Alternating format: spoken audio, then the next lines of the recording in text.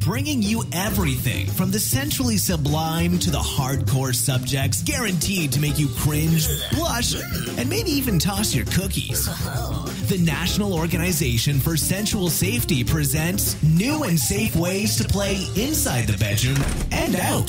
Because if you don't know what you're doing, things can go terribly wrong.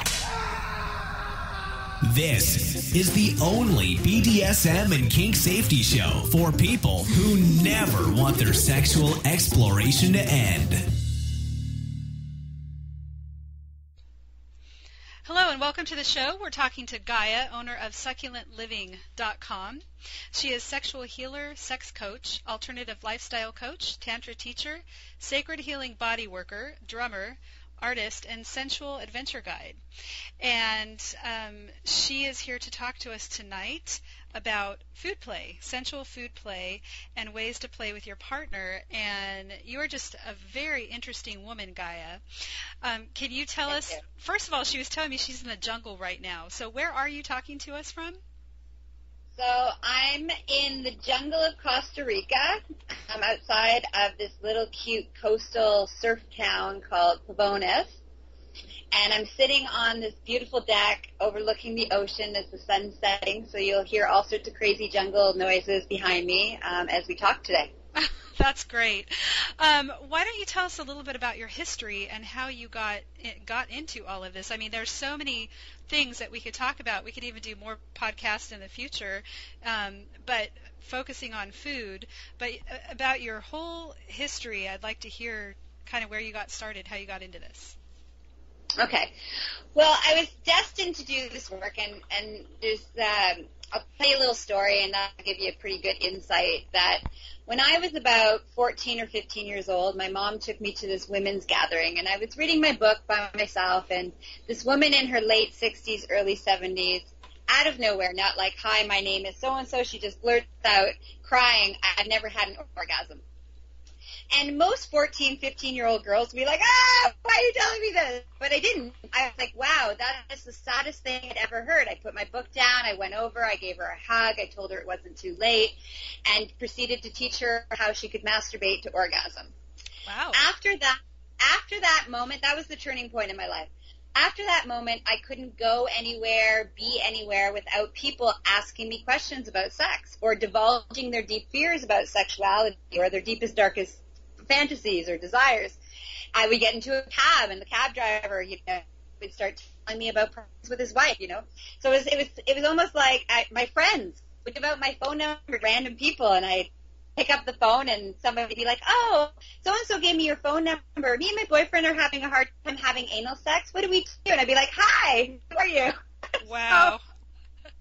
So it was kind of like either I could embrace this destiny of helping people to reclaim their sexuality and heal from any trauma and from healing from trauma all the way to the world of exploration.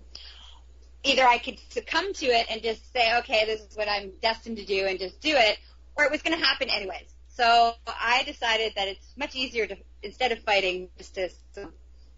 So that's kind of how my life has always been. And then there's all sorts of other, threads of, my own journey, my own sexual awakening and evolution to my own sexual healing, tantra. So there's been lots of amazing paths that led me to being able to sit in the jungle in Costa Rica teaching people about sex. Wow. So when did you start doing all of this? When did you decide to make it a business, I guess I should say? Okay, so basically for the last 16 years, I did a lot of work with women and reclaiming their sexual power using clay. As I, in my vanilla years, I owned a pottery and drumming teaching studio for 12 years. And so through that, I also did a lot of drumming and pottery to help people reconnect to their sensual and sexual selves. Okay. But I've been doing this work full-time as a sex coach and a sexual healer as full-time deal for the last 2.5 years. Okay, great. Now you work with. Let's talk about food, because the topic of this podcast is food play, and I myself really enjoy food play in different ways, and most people don't think about what they can do with food together. Yes. You know that we have the. I had talked to you before the recording a little bit about, mostly we hear the cliche blindfold feeding that we see on, 9.5 Weeks and some of these other shows, but there is really so much more. Can you tell me a little bit about that? Yeah, I teach a food play workshop, and I personally, that's probably I have lots of fetishes and kinks, but one of my favorite fetishes or kinks would definitely be my food exploration. I love all the pleasure possibilities that come with food. And so when I'm teaching the workshop, I like to say that there's five food play groups. There's Insertables, Spankables, Submersivebles, Rubbables, and Lickables. Oh my gosh. Okay, I'm writing these down because I'm going to put them up on my site. But Insertables, Spankables, Lickables. Rubbables. Okay. And Submersibles. Submersivebles. Okay. Yeah. All right. So we could probably guess what these are, but talk to us about those. I mean, and what we do. Okay. So Insertables are, anything that you can insert into your body, right? Into your vaginal canal. Most of the, Insertables, I don't recommend Insertables into any anal play because they can get lost, and that's not a good trip to the emergency room.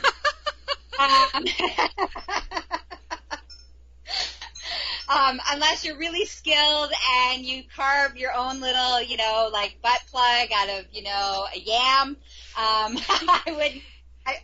wouldn't, suggest any anal play with food. Okay, So, I got to tell you that I have done that, and I made a hole in, I think it was a zucchini, and I made my own kind of, escape rope to pull it out. So, but anyway, we can talk a little bit about the safety, but you have to be really, that's, I think, a more advanced food playing is that, you definitely need to understand, the body and the anus and all those kind of things, right? When you're going to do, food play. So we got the Insertables. Right. So some Insertables, there's the zucchini, the cucumber, you can get some really interesting eggplant shapes.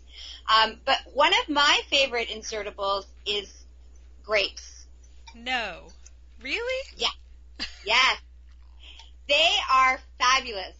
What you do is you insert, my favorite ones are seedless purple grapes, red grapes.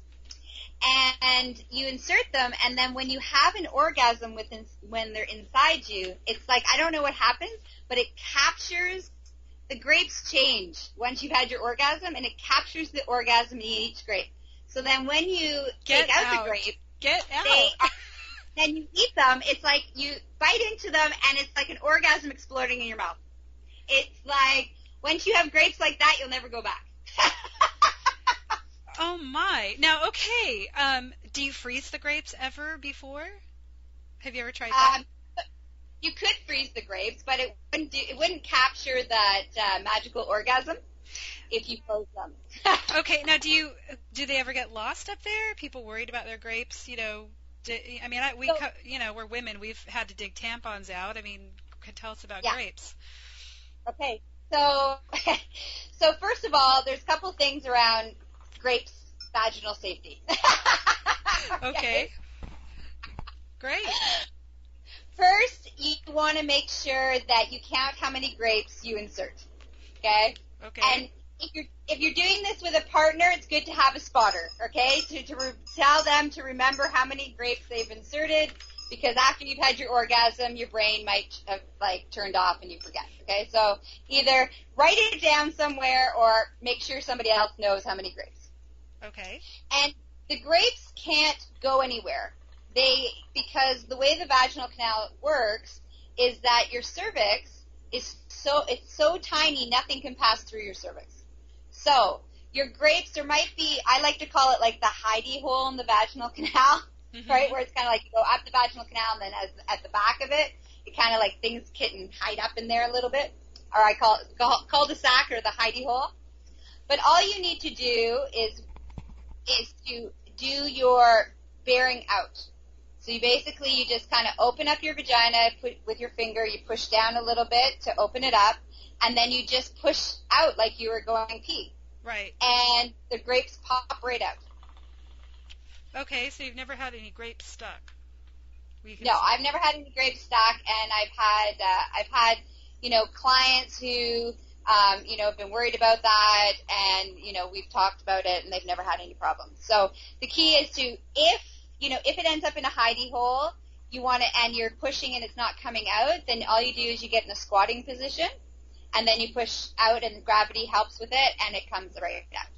And the key is to not panic and not freak out, because they can't go anywhere. So if you push, and if you're having a struggle, then just relax a little bit. Don't panic. Just relax your muscles, and then push out in a couple of minutes, and the grapes all come out.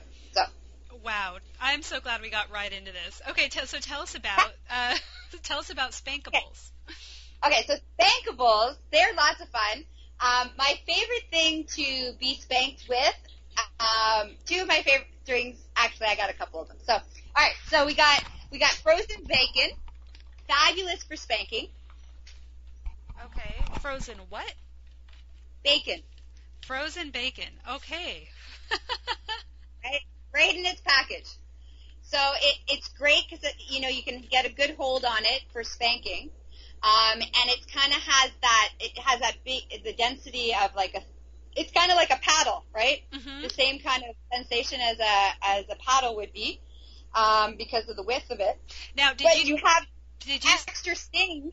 Did you? Sorry, go ahead. No, did you say that you use this right in the package or out of the package? Okay, so you leave it in the package then. Yeah, leave it in the package. Okay. Okay. All right. And you want to make sure that you kind of round. What actually is really good is if you can then wrap that package in saran wrap, so that any of the rough edges that happens from the plastic is folded into it, so there's not going to have any worry about cutting or paper cuts or any of that kind of stuff. Okay, great. All right. Any other Spankables that? Yes, yeah. Two other good Spankables are frozen cheese, fabulous for spanking. Wow. And then you have licorice, which is great for kind of like whipping. And then one of my favorites is frozen pancakes. And they're just fun. I can't imagine a serious scene using frozen pancakes spanking someone. And it's incredible. It's it hurts because it's pretty dense, but then it soothes with the coldness, right? So it's like a temperature play. There's all this sensation that happens with any of the frozen foods that I mentioned for spanking. Yes, and do you then feed your partner with these once they're defrosted, or? Well, yeah, that's fun too. Or what my favorite thing is to have, friends, company comes over and I feed them and they don't know where they came from. Oh, that Gaia. Oh my gosh. Now this is a safety podcast. That's a little bit devious, wouldn't you say? Yes, and my friends know that I'm a little devious, so they every time they eat at my house, they always ask, have you done anything with this food first before they eat? So. That's funny. Now, I love the idea of licorice. I could see making a licorice flogger for, say, Valentine's Day and doing some stuff with that. That would be lots of fun. So those are the Spankables. Now, okay, then hold on. I'm excited about licorice. Now, you could also use licorice as an insertable, right? I wouldn't use licorice as an insertable because of the sugar content of it. Oh, yes. Okay. And that would ruin the eco-balance of the vaginal canal. Right, and cause yeast infection, correct? Yeah. I had a scene gone bad one time with those candies that you have sugar and then you have a dipstick that you eat the sugar. Yes, fun dip. Yes, before I knew enough about any of this, I thought it would be fun to, sprinkle the sugar on myself and let the guy eat it out with one of the dipsticks. And, I mean, it wasn't, I'm telling you, it wasn't 10 minutes later I was screaming in the bathroom, like, what did I do to myself? Yeah. Yeast infection that could kill. Yes. And this is important to know when dealing with food. This is a huge part of the safety, right? So it is. Completely. Not fun, but we have to talk about it. So, okay, Lickables. Okay, so Lickables are, your chocolate, your butterscotch, all the things that you put on topping of your ice cream. If you're wanting something not so sweet, a good Lickable can be melted butter, melted cheese. You could go with, if you want like a zesty kind of experience, you can use barbecue sauce, Okay, now where do you put the Lickables, since we did just talk about sugar and where? Okay, you would put the Lickables on all other parts other than the veg. Okay. So, the rest of the body is, a great place for Lickables are on your feet because there's so many nerve endings on your feet. Oh, stop. You're giving me so many ideas. This is terrific. Yeah. So, your feet, breasts, the wrists, or, all the other, your back has a huge, all the money spots, right? The erogenous zones on the rest of our body, our necks, anywhere else on our body, but you want to kind of keep a safe, clean space around the vagina. Right. Okay. Unless you're using things that don't have sugar in them. If there's no sugar in them, like butter would be okay, but just on the outside, like around the labia or the clitoris, but not insert. Right? Good. Okay, now you said, it's so many ideas rolling around in my head. The other one you had, Insertables, Spankables, Lickables, and the other two. You got Rubbables. Rubbables, yes. Talk to us about Rubbables. Well, Rubbables are texture, right? Mm-hmm. And actually, one of my favorite can be used as a Rubbable as well as a Lickable is cherry pie filling. Oh, wow. It's fabulous because it's not super sweet. It kind of has a bitterness, like a tartness to it, and it's slimy, so you can like rub it all over your body for like a massage kind of experience, and then you can lick it off. That sounds great. Okay. So Rubbables are textures. So things like one of my favorite Rubbables is broccoli, of all things, because it has really good texture to it. So you can rub it on your nipples, you can rub it on your wrists, all your erogenous zones. You can rub it on your, on your clit. It's fabulous texture. Okay, I got to stop you there. I mean, raw broccoli? Raw broccoli. And it's just, it's the feeling of the broccoli on the body is what we're going for. Exactly. There's not a whole lot of excitement in licking the flavor afterwards. No, but we're going for the texture, right? On the body. On the texture on the body. Wow. So what else besides broccoli could you use? Asparagus is lots of fun because you can insert the asparagus with like the Lickables with color, and you can use it as a paintbrush, and you can paint your lover's body with asparagus. And it has amazing texture to it, as well as you get to be creative and artistic, and then you can lick it all off afterwards. Well, that is awesome. So paint your lover's body with asparagus using some of the Lickables. I like it. Exactly. Rubbables are anything that has texture to it, right? And, like a strawberry has a fabulous texture to it. We see the whole, like, dipped in chocolate blindfold, but if you rub strawberries on the insert of your wrists and your inside of your elbow, the back of your knees, it's incredibly orgasmic because of the sensation of the little bumps. So really, when you're thinking about Rubbables, you're just thinking about texture. So when you go to the grocery store, think about, oh, I wonder what this would feel like if I rub this on my body.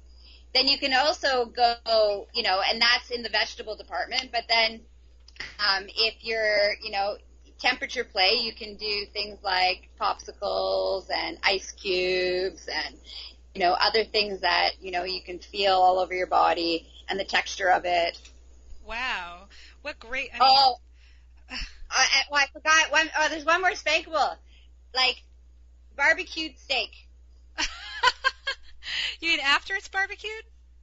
Yeah, you got to barbecue it first for sanitary purposes. Okay, all right. And what about the barbecue sauce? Would you use a dry rub or barbecue sauce? No, you'd use a barbecue sauce, so it'd be nice and messy, and then you can lick up the barbecue sauce afterwards. Amazing. Now, okay, tell us about. Now, you have one more. Submersibles are, things that you could basically fill out a bathtub or a little kiddie pool with, right? So you could use milk, you could use pudding, Jell-O, you could probably even use, a big vat of melted cheese, anything that you could basically roll around in pudding, kind of mud wrestle and play with and, enjoy the experience as well as then you could lick it off each other. Okay, well, that's good. Tell us about, because realistically, like thinking about a bunch of pudding, I mean, how would a scene like that look if I wanted to do like have some fun with pudding tonight with my lover? Are you going to do a whole bathtub of pudding, or are you painting pudding on? Well, now a whole bathtub of pudding seems really far-fetched. Have you ever done something like that? I actually have a funny story. I did Jell-O. I've never done pudding. I did Jell-O. And I did it for Valentine's Day, actually, a boyfriend who I just started dating years ago. And I think it took me 72 boxes of Jell-O to fill up the bathtub. And so I had to go to I basically cleaned out the whole city of red Jell-O to get that many boxes. Oh, my God. And so I set it all up, and we, had this lots of fun playing in Jell-O, having sex in Jell-O. But red Jell-O stains, and so it's really important to be conscious of the fact that if you're going to use Jell-O, don't use red because you're going to be look like a tomato for a couple days. Okay. And so that's important to think about when you're using Jell-O, is that it stains. Well, and there's also the sugar content in Jell-O, right? So you have to be a little cautious of that. Yeah, so exactly. So you wouldn't actually have sex in the Jell-O. The Jell-O would be more for you to wrestle around and play with and throw at each other and rub it all over each other's bodies. And I would really recommend something like Jell-O or pudding, anything that has high sugar content, that you're wearing a bathing suit bottom or something like that to kind of keep your especially, it would be okay if you weren't prone to yeast infections, but if you're prone to yeast infections, I would definitely recommend wearing a bathing suit bottom in it. And if you're going to actually have sex, make sure that if you're going to have intercourse with a male partner, to make sure he washes his penis and his genital area before you were to engage in that. But you could then step out of the Jell-O, smear it all over each other's bodies while having sex. Now, I'm thinking about, I'm wondering if the sugar-free would be good for something like that. I don't know. I know that they have I don't know. I would have to do research on that.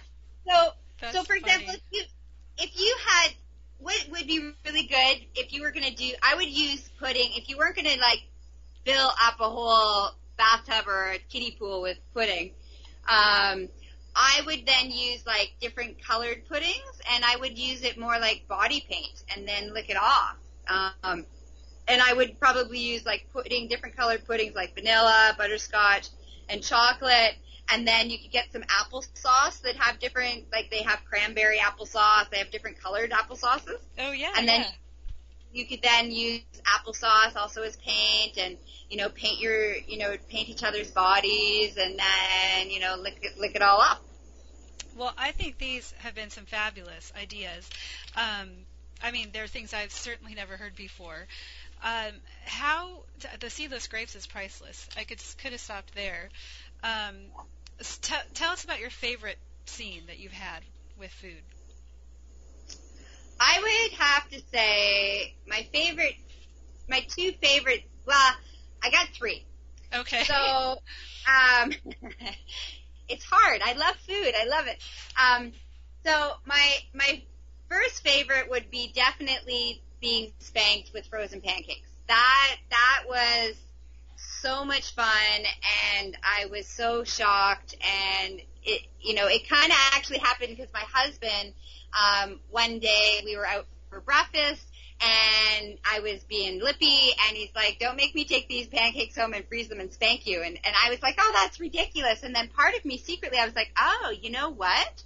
That kind of could be hot, So every time we would go out for breakfast, he'd order pancakes, I would get excited. And then he would eat them all, and I would be really upset.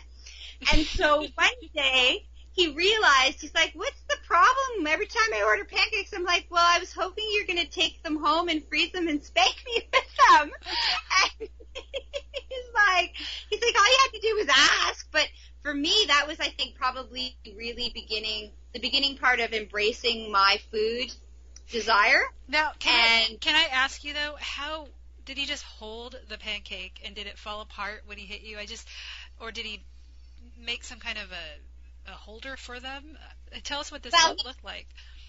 Okay, so he tried with inserting a popsicle stick so that he could have a handle, but that didn't work. And then he just held the pancakes and then spanked me with it. And, he spanked me for a good while, and then it would break, and then he'd have a range of, when you're going to do pancake spanking, you want to have a whole bunch of them frozen. Okay, so tell us about your next favorite scene. Okay, so then my next favorite scene would actually be I was teaching a girlfriend of mine. She was going to do a food presentation at this swingers conference that I was teaching other things at. And she had never really done much food play. So I said, well, why don't you come to my hotel room and I will teach you, right? Okay. So and then I invited another really sexy woman. So I had these two beautiful, gorgeous, incredibly gorgeous women at my disposal with food, and so I had all of the range of, Insertables, Spankables. I'm like, I don't know, I'm like a kid in a candy store, I'm smearing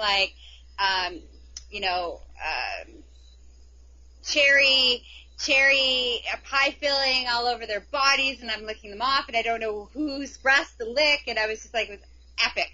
It was incredible. We are in 69, it was incredible. Okay. And anything else about that scene, or you want to tell us about your third one? And then my third one would be when I discovered broccoli. I was sitting at a dinner party, and I looked at the broccoli, and I was like, I wonder what this would feel like on my nipples. And so I pulled the broccoli, and then I pulled my nipple out, and I rubbed it on. Of course, my friends are used to me. And I rubbed it on my nipple, and I was like, oh my God, that's really good. And so I convinced everybody to try it at the table, and they're like, oh my God, that's really good. So that would be my third funny little delivery of Well, you have given us some great information and ways to get started for sure, and definitely some creative ideas for any couples wanting to get into food play. Where can people find you, and do you have any last things to say? We've covered a lot of safety already, and I just wanted to say that it's important. There's a couple things just on safety and setup that are really important in order for you to have a successful experience. Okay. So the first thing is that when you're preparing your food, anything that's going to be insertable, you want to make sure that you wash it in vinegar to make sure that you take off any of or if you're unsure, put a condom on it, okay? Okay. Second is you always want to make sure that you check for any rough edges on anything that you're going to play with. That it's going to feel good on the body. Third, as we talked about, safety in the yeast infections. But before you start, there's prep of your food, but there's also prep of your play space, and this is really important for a successful experience.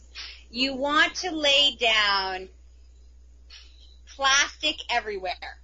You want to lay it down from over your bed, from your bed to the bathroom, a very clear path of where you can do cleanup, and not have to worry about your pillows or your blankets or things, carpet or any of that kind of stuff. So you can get like painter's plastic, or you can get a bunch of tarps, and you want to take the time to set up the room. You want to prepare your food, get all your food stuff prepared. You want to make sure that your room is, if you spill something or you end up rolling around, that you don't care because you have plastic. And then it's really easy cleanup. Then you just take all of your plastic, and if you've used painter's plastic, you can just go throw it out or recycle it.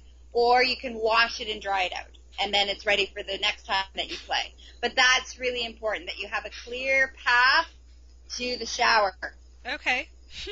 All right. Sounds great. Thank you so much. Yes, go ahead. You're welcome. Okay. And you can find me. I do play workshops, play party, food play, as well as many other wonderful workshops, as well as I support couples in being able to communicate with each other, and if there's any trauma anybody has that wants to heal. So you can come visit me at my website at www.succulentliving.com. Okay, great. I will definitely refer that on my site as well. Thank you so much, and you just have a wonderful time with your business and success and enjoying food play. Yes, and you too. And